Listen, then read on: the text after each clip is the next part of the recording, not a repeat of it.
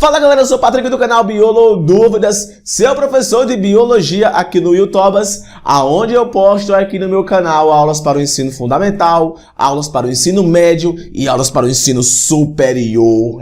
Meu canal tem aula de ensino superior, meu chapa. Que não é me gabando não, viu? Bomba! Minhas aulas de histologia e de embriologia são meus ouros. E de fisiologia também, porque eu amo embriologia, citologia e fisiologia. Então, quando você um dia passar no vestibular e for cursar algum curso de área da saúde, eu ainda vou estar com você, porque eu quero lhe ajudar lá. Você está aqui no curso Biolodúvidas Pré-Vestibular, o seu curso de biologia extensivo que vai até o final do ano, aonde eu preparo você para os vestibulares desse ano de 2017. Se você é novo na casa, se inscreve que vale muito a pena. Pensa um canalzinho de biologia pipocado, topado, é o nosso. Nosso porque meu canal é meu e seu, tá ligado? Nessa aula aqui eu vou estar dando continuidade ao módulo de ecologia.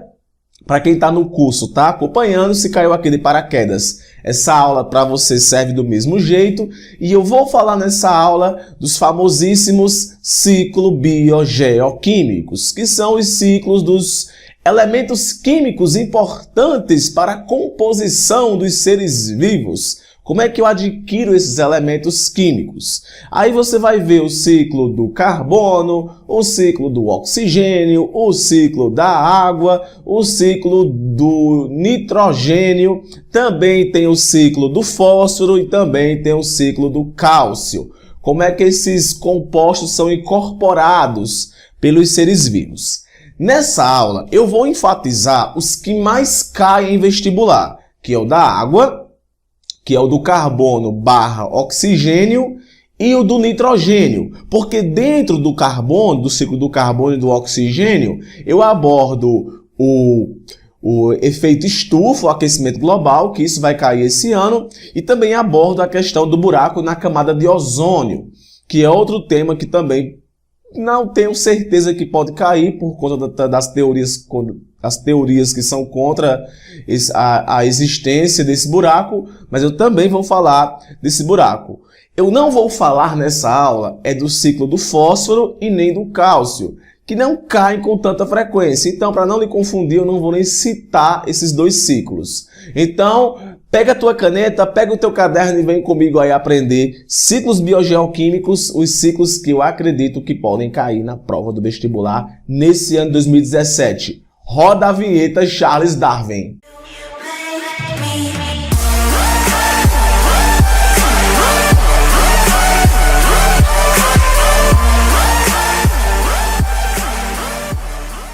Beleza, então vamos aqui para ciclos biogeoquímicos. Como eu falei na introdução dessa aula, a gente vai enfatizar mais o ciclo do carbono, #oxigênio, e mais o ciclo do nitrogênio, que são os que mais caem em provas de vestibular, beleza? Primeiro ciclo biogeoquímico, o ciclo da água. Eu vi ciclo da água quando eu estava lá no ensino fundamental 2, na 6ª série. E viu também no 3º ano, meu amor, um assunto que é bem interessante, onde mostra para você que a água ela tem um ciclo, ela se renova, ou seja, olha aqui, olha para cá, chove, a água cai no mar e a água evapora, beleza, e formou a nuvem. Se você acha que isso aqui acontece de um modo rápido, você está enganado. Por mais que eu vou dizer que isso daqui ocorre de um modo curto, mesmo sendo de um modo curto, ei, brother, demora pra caramba para isso aqui acontecer. Então, o ciclo da água, quando ocorre diretamente a evaporação de água do mar, ou também de rios, ou de qualquer lugar que tenha água, geralmente esses ciclos aqui acontecem mais rápido, então eu chamo isso de ciclo curto. Patricão, se está muito quente, sei lá, a temperatura está muito alta, vai aumentar o ciclo da água? Não, não é que vai aumentar o ciclo da água, é que o processo de evaporação vai ser mais rápido, beleza? Então, o ciclo da água, eu vou ter o ciclo curto, que é quando a água evapora diretamente lugares que tem água, no caso, eu não sei dizer um nome específico para lugar que tem água, rio, mar e por aí vai. Já o ciclo longo é o ciclo em que a água ela passa por dentro do corpo de um ser vivo. E mesmo passando por dentro de um corpo de um ser vivo, essa água também evapora. Eu evaporo água pela minha pele. Você que está vendo essa aula também evapora água por sua pele, a não ser que você seja um extraterrestre que veio de Plutão. Plutão, eu não sei se nome é Plutão, nome do planeta. Enfim, a não ser que você não evapore água, mas todos nós evaporamos água. Se está muito quente, eu tenho que beber muita água, porque meu corpo está evaporando água sem parar, tá ligado? Então, quando a água passa por dentro do corpo dos seres vivos, eu chamo isso de ciclo longo. Simples assim. Se caísse no vestibular, pelo amor de Deus, a água quando passa por dentro do corpo de um ser vivo, ciclo longo. A água quando evapora diretamente do mar, de um rio, de um lago, é ciclo curto. Esse é o famoso ciclo da água, que é muito influenciado pela temperatura. A temperatura influencia muito o ciclo da água. Se está muito quente, é claro que vai acontecer processo de evaporação mais rápido. Ah, Patrick, quer dizer então que eu faço parte do ciclo da água? Faz, porque você consome água, então passa água dentro do teu corpo. Então, ciclo da água. Outro ciclo, que é o que eu quero destacar aqui, é o do carbono-oxigênio. O do carbono não vai ser só o carbono sozinho não, tá ligado? É carbono junto com o oxigênio. Como você pode olhar para essa imagem? Não olha para mim, olha para essa imagem. O único organismo, um dos únicos organismos que tem a capacidade de fixar dióxido de carbono, olhe, tem carbono, ciclo do carbono, mas também tem oxigênio, ciclo do oxigênio. O único organismo capaz de fixar dióxido de carbono são os organismos que fazem fotossíntese ou fazem algum mecanismo autotrófico à base de dióxido de carbono. E eu digo, as algas e as plantas, elas são muito importantes porque são fixadoras de gás carbônico. A pergunta é, Patrick, duas perguntas. Patrick, da onde é que vem esse dióxido de carbono? Vem principalmente dos seres vivos. Olha aqui, ó, o menininho, aqui esses resíduos, animais. Eu vou logo falar dos fatores bióticos. Todos os fatores bióticos que estão aqui nessa imagem, eles liberam dióxido de carbono. Agora, Patrick, por que é que eles liberam o dióxido de carbono? Eles liberam porque eles elaboram um processo chamado de respiração celular, que é um processo de produção de energia, e durante a produção dessa energia do nosso corpo ocorre a liberação de gás carbônico.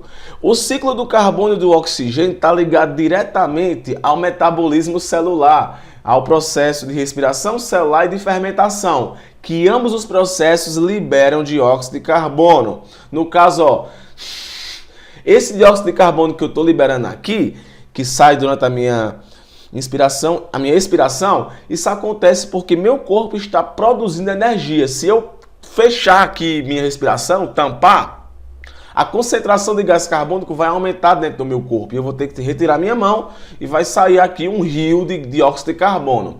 Ah, Patricão, então os seres vivos liberam dióxido de carbono. Mas o homem aqui com suas máquinas muito doidas também liberam vários gases. E um desses gases também é o dióxido de carbono. As queimadas também liberam dióxido de carbono.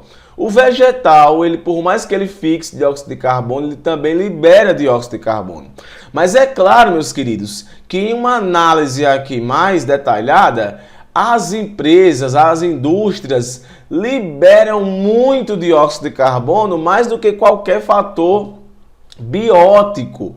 Então, se eu não tenho uma quantidade suficiente de vegetais para fixar esse dióxido de carbono, você vai ver o que é que vai acontecer. Então, primeira coisa, da onde é que vem o dióxido de carbono? Vem dos seres vivos, dos fatores bióticos e abióticos, seres vivos e das indústrias. E quem é que fixa ele? Os vegetais. A pergunta é, para que o vegetal fixa dióxido de carbono? Ele fixa para poder fazer o processo de fotossíntese, que é o processo de produção de carboidrato, de glicose. A mesma glicose que nós iremos consumir para poder produzir energia, que durante essa produção de energia, nós liberamos o dióxido de carbono. Perceba que tudo é um ciclo. E Patrick, por que o vegetal faz fotossíntese? Porque ele não anda, ele não tem boca para comer, não. Então ele tem que produzir seu próprio carboidrato. E um dos ingredientes para produzir o carboidrato é o dióxido de carbono, que é utilizado na segunda fase do processo de fotossíntese, lá no ciclo de Calvin. Mas eu não quero me detalhar aqui a isso não. Mas o dióxido de carbono ele é muito importante para o corpo dos vegetais. E, consequentemente, eu também respiro o oxigênio e o vegetal também respira oxigênio, porque o oxigênio também é importante para o processo de produção de energia. Ah, Patrick, então o vegetal ele também consome oxigênio? Consome, mas ele não está consumindo aqui o oxigênio, não, ele está consumindo aqui dióxido de carbono. Mas os vegetais também são aeróbios, também consomem oxigênio. Apesar dele ter a molécula orgânica feita no corpo dele, para poder acontecer a extração de energia dessa molécula, tem que ter oxigênio. E durante esse processo acontece a liberação de dióxido de carbono. Então, tudo isso aqui é um ciclo. Se não tem os vegetais, provavelmente vai aumentar a quantidade de dióxido de carbono. E aí é que está o grande problema. Porque quando se fala em dióxido de carbono, se fala no famosíssimo efeito estufa, que é aquele efeito ocasionado já de modo natural. Tem gente que não entende isso. Efeito estufa não é que ele seja o problema em si, ele é necessário que aconteça. E o que é o efeito estufa? É isso aqui, ó. A radiação solar atravessa a atmosfera. A maior parte da radiação é absorvida pela superfície terrestre. Beleza. B. Uma parte da radiação solar é refletida pela Terra e a atmosfera de volta ao espaço. Então, grande parte bate aqui e retorna. Outra parte, gente, acaba fazendo o seguinte: parte da radiação infravermelha é refletida pela superfície da Terra, mas não regressa ao espaço, pois é refletida de novo e absorvida pela camada de gases de estufa que envolve o planeta. O efeito é o aquecimento da superfície terrestre e da atmosfera.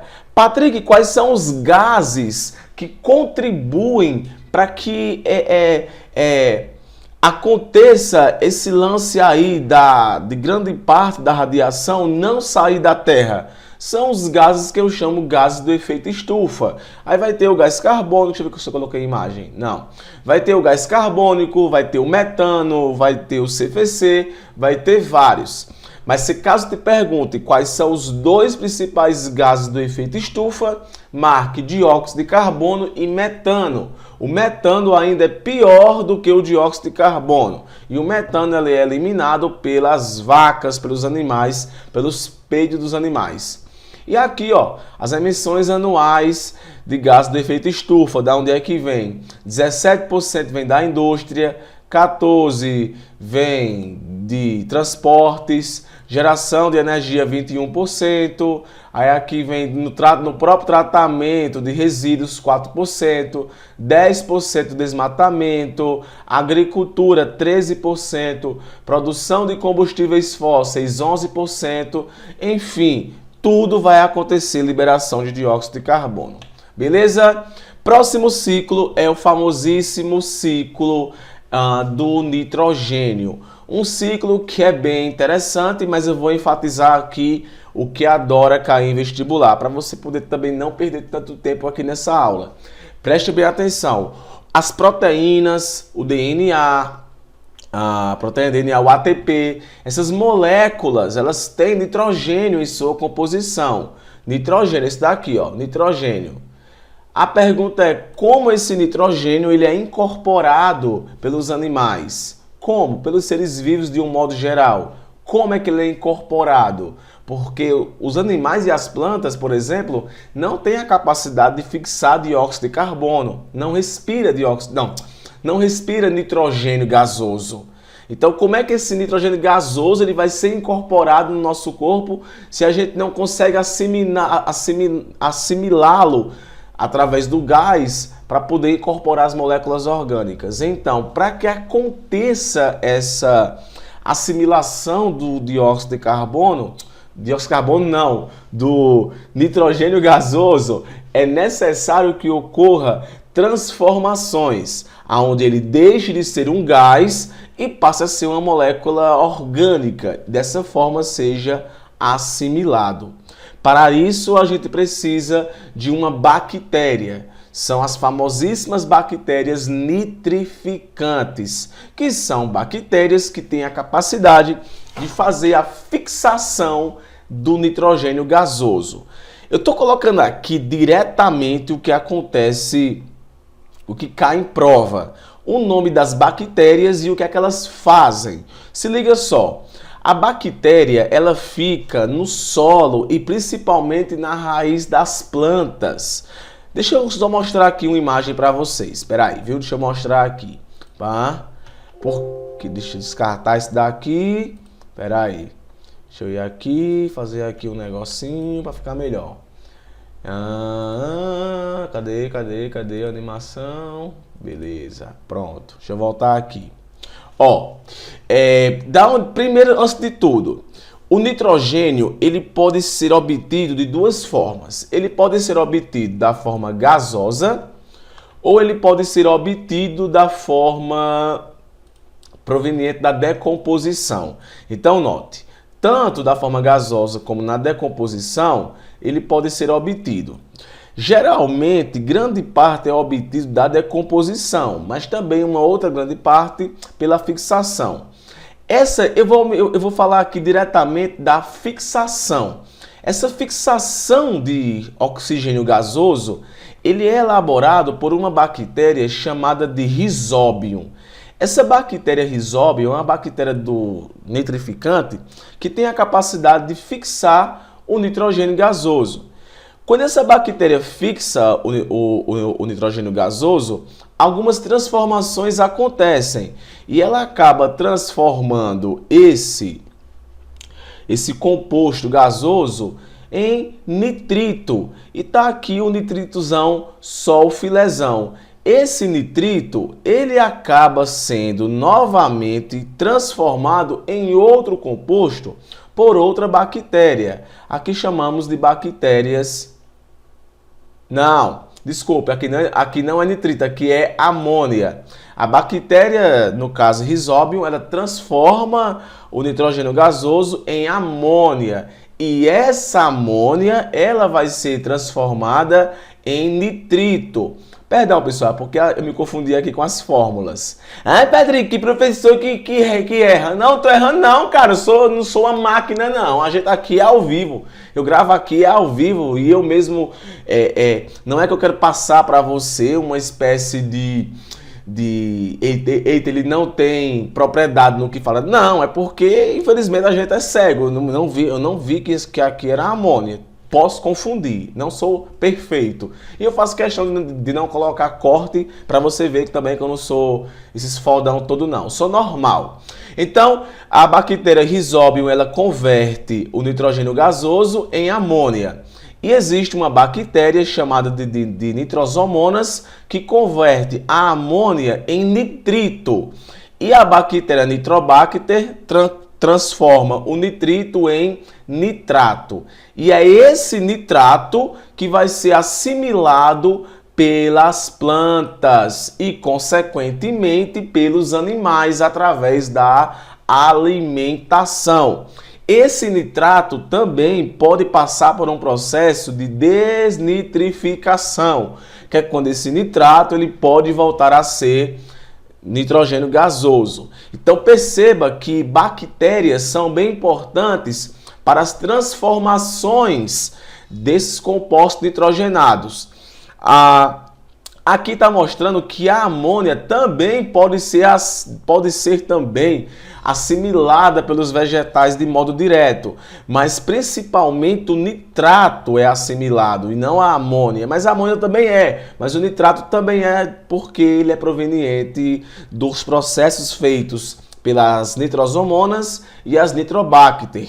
Então, se caso pergunte na prova de vestibular, cite 3 bactérias que participam do processo do ciclo do nitrogênio, você cita a Rhizóbio, a nitrosomonas e a nitrobacter. Patrick, esse negócio de amonificação é a primeira etapa, é quando acontece a transformação ou do nitrogênio na forma orgânica ou do gás, ele é transformado em amônia.